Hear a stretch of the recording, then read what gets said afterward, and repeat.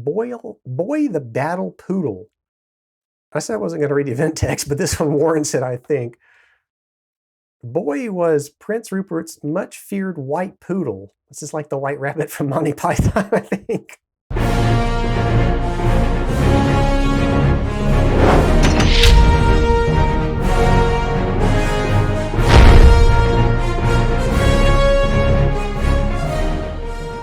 Hello and welcome back to My Own Worst Enemy, where we are continuing our playthrough of Cruel Necessity. I'm just going to dive right in. This is the should be the third episode that hits, and don't know how far we'll get, but we will see. So let's go ahead and pull the next event card, and it is, looks like it's not a tactical battle, so that's good.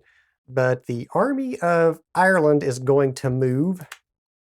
So the Army of Ireland, it is not disordered, so it can in fact move. It's going to go to Munster. It does that.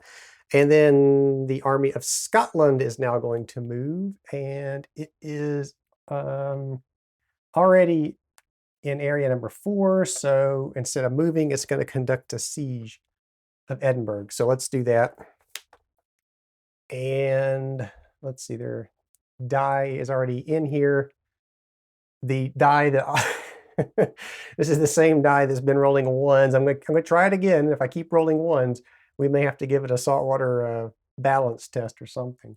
All right, so they're sieging Edinburgh. They've got to get higher than a 3 to successfully conduct the siege. So they get a 1. So that is no, they do not. And of course, we've got to roll it again because they do it twice. So here we go again.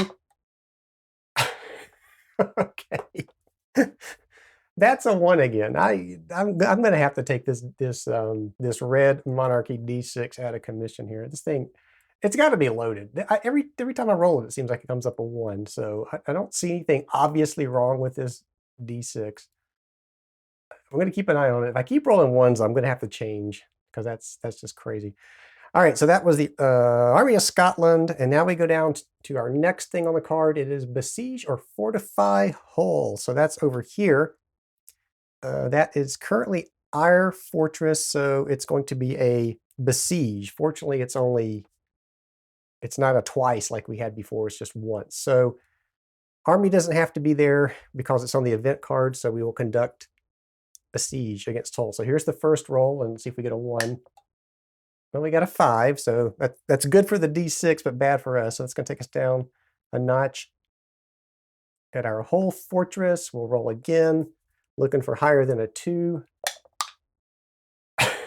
There's the 1, so it's not successful. And that is it on the top part of the card. The middle part, Puritanism is going to drop. Well, let's see if this is a may. Yeah, you may force Parliament to impose Presbyterianism. If you do, Puritanism will drop 1, but Scotland will rise by 2. So 1, that would put us up to here, which actually that's pretty nice. It's risky to knock down Puritan. You know what? We're going to do it. We're going to force Parliament to impose Presbyterianism. So that is going to decrease Puritanism down 1, but it is going to increase Scotland by 2. So 1, 2. And that is it for the middle part. The bottom part, monarchy or Catholicism, or let's see, we pick here, right? Just reading the flavor text. Yeah, so we choose which one do we want to drop, monarchy, or they both drop? No, it says or. Either one here is bad for me is why it's either or. In this case, though, I think I'm better off dropping Catholicism because it's higher up the track than Puritan or, oh wait, monarchy. What am I doing here? I'm mixing up the top, the middle, and the bottom part. It's monarchy or Catholicism. So, well, that's even better because we can actually drop the monarchy down to the F level, and it will flip this over to, well, it's just repeating there. So it just adds 1 to revolts and deviltry strength. Let's do that. We'll drop the monarchy by 1.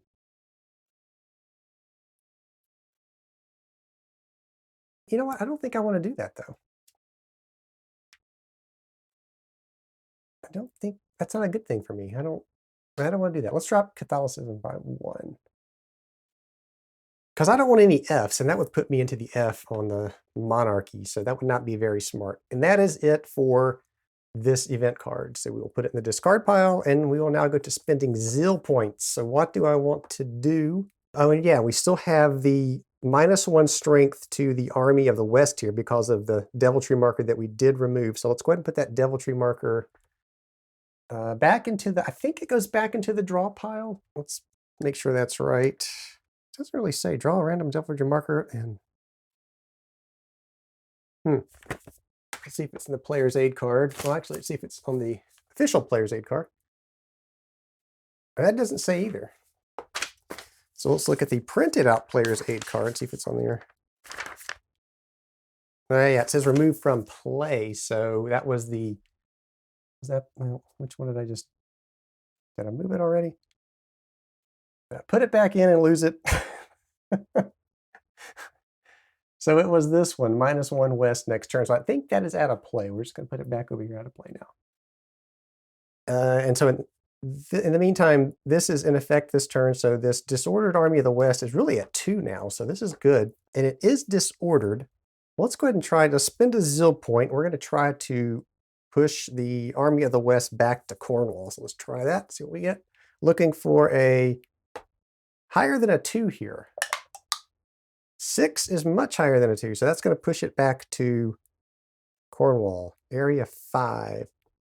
And I don't think if we, I'm thinking, so this is where in the Wars of Marcus Aurelius, if we could actually take the army out of the game if it's in area 5 like that. I don't think there's any such thing here in Cruel Necessity. Let's see. With the wishful thinking here on my part, because I'm pretty sure I've read this before, and it's just that once they're, if it's already in the highest numbered area 5, a retreat causes that army to flip to its disordered side instead. A retreat has no effect on an army that is already disordered and in area 5. Not like the Wars of Marcus Aurelius at all. So it just sits there, which is good. That's good. So that's 1 Zeal point. I'm looking at the army of the North now. Looking at this fortress that just got attacked. And I'm also looking over here at Puritanism and monarchy over here. I think I am going to spend a Zeal point to crank Hull back up 1. So we're on 3 now there. We're on 3 in Scotland, and we're still at 2 over here in Bristol. I'm not as worried about that yet, though. They still got to come out of disordered, so that's going to take a turn for them to do that. I'm going to go ahead and try to raise, let's go ahead and try to raise Puritanism. Let's do some political activities here. I'm going to try to raise it. I've got to get higher than a 3 to raise it. So let's see if I can do it. And I don't. Okay, so I'm actually going to try it one more time. Try to raise Puritanism. It's a 4, so that worked.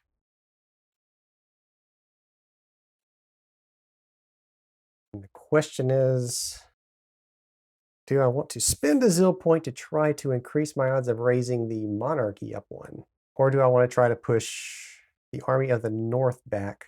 I'm going to spend a Zeal point to put out this die roll modifier onto the monarchy. And I'm going to try to spend the last Zeal point to try to push up the monarchy up on the track. So let's see what I get. Now this one's going to start rolling 1s at the most inopportune moment. Well, that was no good. So now I'm out of Zeal points to spend. So we go into our housekeeping. This is where we pull off all of the strength markers and die roll modifiers. So this comes off. This comes off. That is it. And then we just check for victory here. So I still have London. I hold. No, I don't have 4 Fs. More than 4 or more Fs. We've done housekeeping. All right, so I think we're good. So, well, we're almost good. We gain our Zeal back. So I still have London. That's 3. I still have Hull and Bristol. So that's 2 more. I do not have Oxford yet. but I have not yet had the opportunity to do anything about Oxford. I think we're good. Let's go on to the next event card. And it is another tactical battle, and I see, looks like 3 armies are going to get to move, but first and foremost, we have that tactical battle. So let's do that. Which army shall we designate as the one we're battling? I think it's going to be the Army of the North. Let's just hope we don't increase their strength any, which is what we did last time. All right, so we go to the tactical battle sequence of events here, which you kind of already did. Randomly draw units from each side. So let's go ahead and draw the musket and pike for the royalist first. The first one is a 4. The second one is a 3. The third one, oh my gosh, is a 5. The King's Lifeguards are back out again. And the fourth one is a 1. It'll kind of offset the lifeguards there. And let's go ahead and pull the cavalry units out here. And we'll pick this one. Prince Rupert is back out. And this one. Oh my gosh. Okay, so then let's go over to the parliamentarians here. Let's see. What do we get? We still have no named cavalry units, so we'll have to randomly draw those. We get another event card, it looks like, with our measly 2. There's a 5. That's what I wanted to see. Okay, that's not so bad there now in the third area. That looks like a tie at best, or at start. Oh, a 4. That's good. That's really good. And then this last one, a 3. So that's not too bad.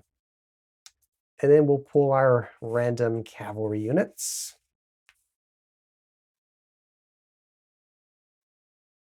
The first one is a 3, and the second one is a 3. So 3 and 3. We've done that, and now we have to go to our event cards. So let's pull the, let's see what the event is. It has a red in the title, which doesn't mean much here because we only have 1 card. Resolve immediately. Add 2 plus 2 to Prince Rupert unit. Well, that, of all the units on this battlefield, that's the one that needs +2 the least. If it is deployed, and it's deployed, so he's going to get a +2 up there. Good Lord. Otherwise, add 1. Well, he's out there. Boy the Battle Poodle. I said I wasn't going to read the event text, but this one warrants it, I think. Boy was Prince Rupert's much feared white poodle. This is like the white rabbit from Monty Python, I think. Whom the royalists adopted as their mascot with the honorary rank of Sergeant Major General. Parliamentarians circulated rumors that Boy was a witch's familiar, an invisible shapeshifter, and even that he was the devil. Boy died bravely at the Battle of Marston Moor. Let's hope this is the Battle of Marston Moor then, because I don't want this thing to come out again. Okay, so we have our event card here. We've got poodles on the battlefield now with Prince Rupert. And now we just go through and we in order, we'll conduct the battles. So remember the way this works is start first. We have the monarchy has 7 to our 3.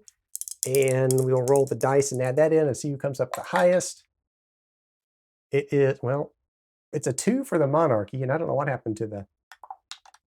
Let me re-roll the Puritan dice because I got stuck in the dice tower, which I don't think I've ever seen happen before. It's a 2 also, so that's not good. So they win, and we lost by 2, so we're going to go into the defeat pile, or defeat area of this battle mat, so that's not good. Moving right along, we go to the second battle. It's therefore to our 3. And we won that one. So, and it's by 2 or more. So we go to the victory side of that. We now go to the third area, so it is 7 to 7. So it's whoever rolls higher on the dice, and let's hope that monarchy die really is loaded to 1. It's not. It's a tie. This is our first tie, and I think if it's a tie, I think we go to the draw box. Blah, blah, blah. With all other outcomes, move your units to the draw box. So it's a tie, which is a draw. So those two go into the draw box. All right. And now we go to, what did I just do?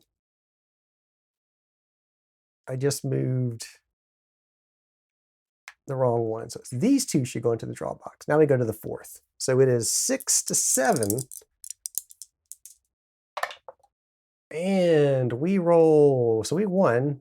So it's 12, and what did we get? 12 to 12. Is that another tie? It is another tie. Oh, wait, no, it's not. What am I saying? It's they didn't get 12. They had 6, 10. So we did win by 2. Oh, I was thinking there.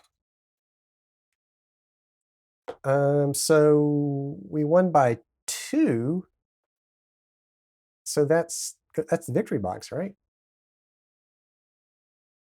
Yeah. Again, I'm questioning myself because I usually don't do that good. All right, and now we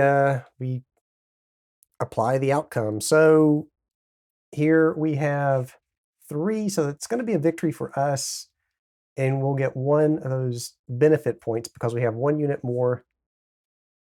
I think it's, oh, after the third, we only have 3, so we don't get a benefit point. And I'm looking because I thought, oh, here we go. So if the majority of units are here, you are victorious. The effect army is disordered and gain. Okay, so we just disordered the army of the north, so that's good. And I think that's it. I think that's the only thing that happens there. Be nice to get some of those benefit points, but we didn't. So that is the battle. Let's take the cavalry pool and kind of put it back up here. We'll shuffle it again when we get there. Again, same thing with the monarchy.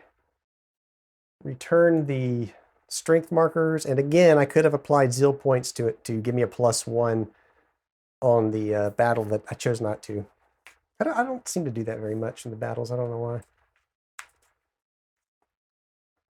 And these go back into the monarchy draw cup, and these go back into the parliamentarian draw cup. Parliamentary. All right, so that was the tactical battle, and then we go back to the card. And the first thing is the Army of Ireland gets to do something, so they're going to move, and they only get 1 action, so they're just going to move forward 1, which brings them to Dublin, and they already have that fort. Next, the Army of the North gets to move. Well, all they can do is flip from disordered back to their ordered side, so that's their action. Army of the West can do the same thing. They're going to flip from disordered to ordered, but they'll remain in Cornwall. That's it. We go to the middle part of the card, and Catholicism will get a +1 die roll modifier for this turn. And Parliament is going to fall by 1, which is not good for us, so it brings it down to the bottom part of the D area there. And that is it for that event card. And now we go to the action phase, and this is where I get to spend my zeal points. I have 5.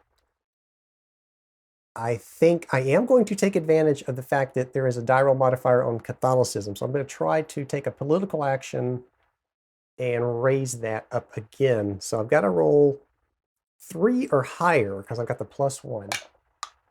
And I do roll a 3. +1 is 4, so that will bring this up. All right. And what? Oh, I didn't spend my zeal points to do that. What else do I want to do? I am going to try to push back this Army of Scotland up here. I don't know why I'm using that monarchy die. I should be using my die. So I got to get higher than a 3 to be successful. Let's spin the Zeal point, and we're looking for higher than a 3, and we get a 1. I'm going to do it again. Looking for higher than a 3. I don't get it. 2 Zeal points left. I'm going to spend a Zeal point to crank up Bristol 1 notch. And I'm going to spend this last one. I'm going to try to push back the Army of Ireland. So I got to get higher than a 3. And I get a 3. That's not good. Rats. All right. So that is the end of the action phase. And we go into the victory check, which we're nowhere near. Housekeeping. This is where I get, well, we pull off all the modifiers and markers. I don't see any more. And I get my Zeal points back, still 5 for control of London, Hull, and Bristol. That is it. We will go into the next event card. So let's do that. We'll draw our next event card.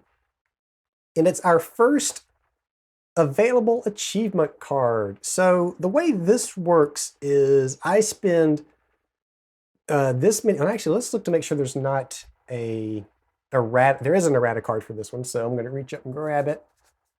So the way this works is you pay the Zeal cost indicated on the card, and the errata here, it says 4 on the card, but it's really supposed to be a 3. So if I pay 3 Zeal, I get the card, and that would give me 2 blue triangles. So let's put that out, and I'll just put out the errata card. We'll put the real card out of the way. So I know to use the errata. And I should mention here that you can only have 3 achievement cards out at one time. If I draw another one and I've got 3 out, I've got to discard one and it is gone from play. So there's kind of a little bit of a pressure to, if there's an achievement card you want, there's a little bit of pressure to get that card quickly. And also because we drew an achievement card, that does not count as an event card. We have to draw another card until we get to another event card. So let's do that. And it's yet another achievement card. Let's see if this one has an errata. It does. So I'm going to grab the errata. It is the petition of right. And I'm going to put it out. You can see how fast these things can start filling up. Now, the other thing to note about these cards, and you can see, I guess you can see it from up there. So it tells you what the political markers need to be at in order for you even be able to buy the cards. So you can't just spend the Zeal points and buy them.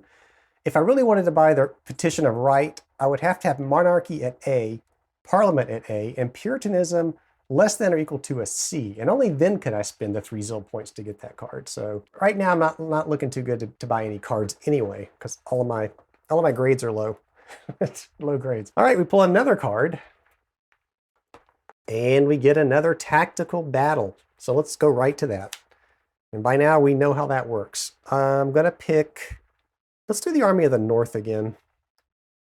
So I'm kind of hoping to have a positive outcome to maybe, flip them over or weaken them if possible. All right, so we go to that. We've designated our army, which is the first thing you do. And now we have no named units. So now we just go to populating the board. So let's draw our first monarchy unit, if I can grab one, is a 4. I haven't looked, but I think they've got slightly stronger units overall than I do. And then the next one is a 5. I'm going to say, of course they do, because most of these solitaire-only games, you have your work cut out for you. That's how they set the difficulty and make it more entertaining for the solo player, I guess. And an event card comes out with the number 2 there. Another event. Okay. So that's it for the musket and pike. We will randomly choose cavalry now. And let's grab this one. That's a 4. And I'm going to grab this one. It's Prince Rupert again. He probably has his little poodle in tow. All right. Well, once we pulled this battle poodle, I don't think he can come back in there, right? All right. Now we draw the parliamentary musket and pike units. Another event. We're going to have at least 3 event cards this time. Let's hope we get some good event cards. There's a 4. Not looking too good in that 3rd battle, or that 3rd area. There's a 1, so we're not looking too good in the 4th area either. Unless we get a really big number here. A 4 would be nice.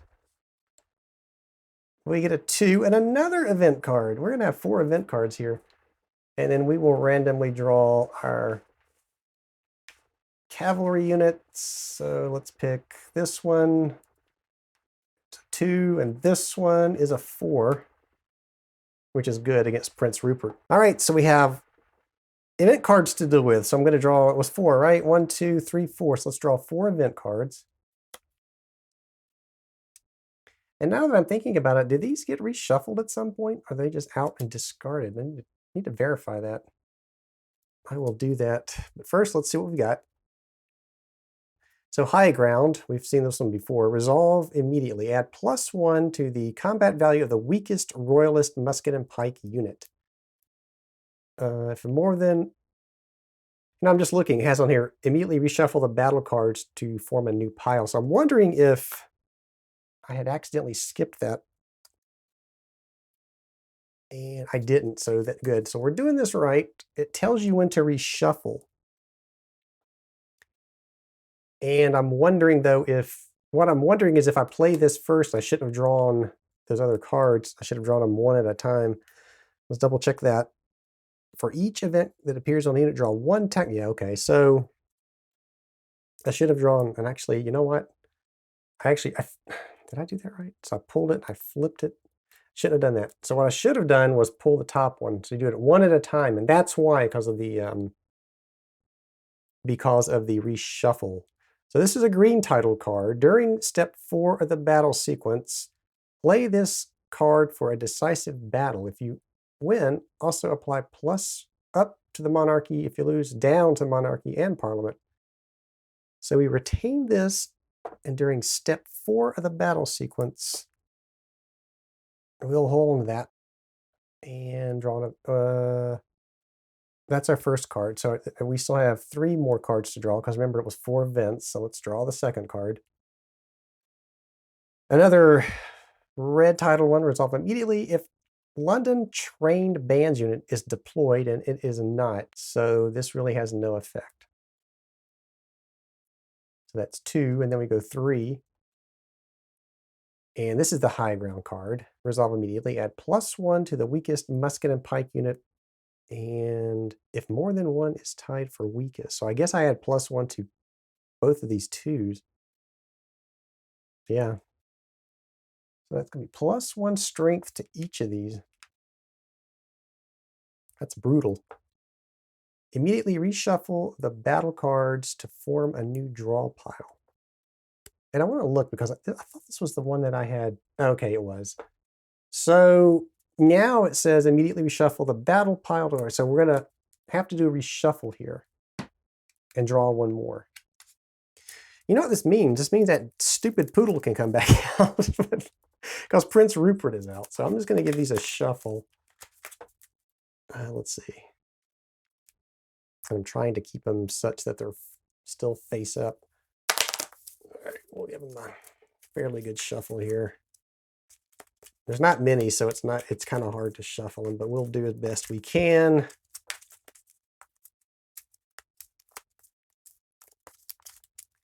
Did I leave one down here? I sure did. So let's get it in there.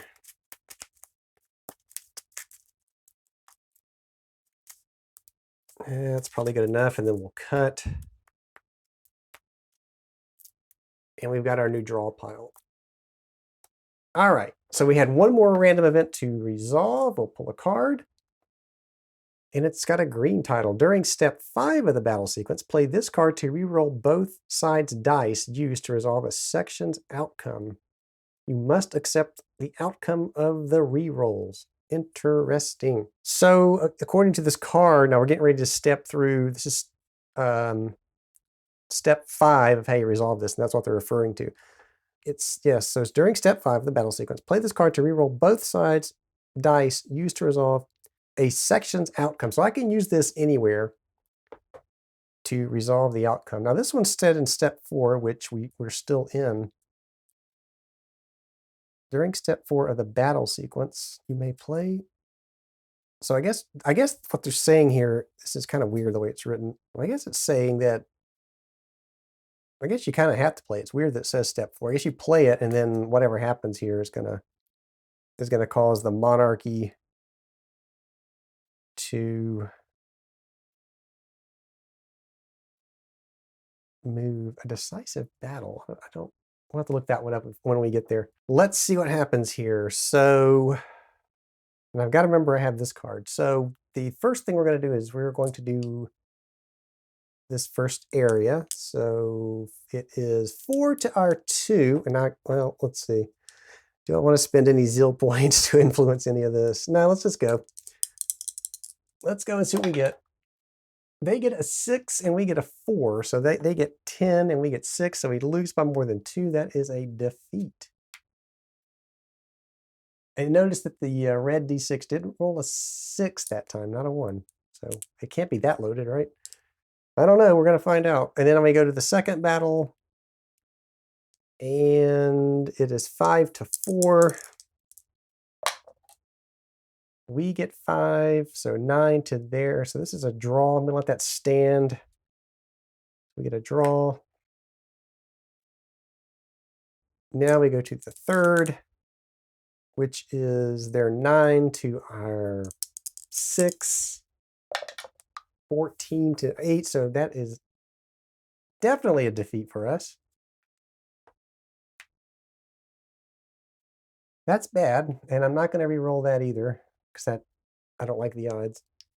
And finally, we're at 6 to 3. I don't like these odds either. It's a tie. I'm going to spin this card and re-roll and see what we get. They get 1, we get 5. So good thing I had that. 3, 6, 7 to our 8. So we won by 1. It's a draw, but we will take that. So that's going to put these in the draw area, and that is the battle. So let's see. The majority of units are here. It's a tie. What if we have a tie for where our units are located? What does it say? Let's check and see. And the rulebook says, after all 4 sections are resolved, the box with the majority of your units determines the battle's outcome. If there is a tie for having a majority of your pieces, the battle is a draw. I think I knew that. It's always good to look it up there. So this is a draw again. And